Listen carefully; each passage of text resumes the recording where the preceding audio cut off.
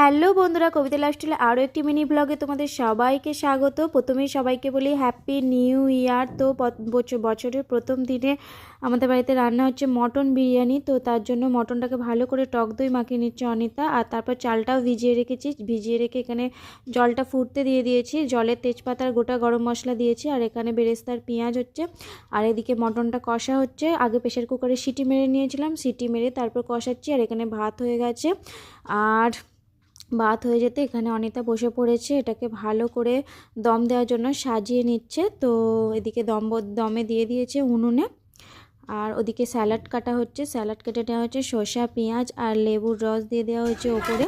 তো নিয়ে চলে এলাম ছাদে। তো সবাই মিলে আজকে ছাদে করলাম লাঞ্চ। তো সবাই মিলে বসে বসে বিরিয়ানিটা খুব সুন্দর খেতে হয়েছিল, মটন বিরিয়ানি।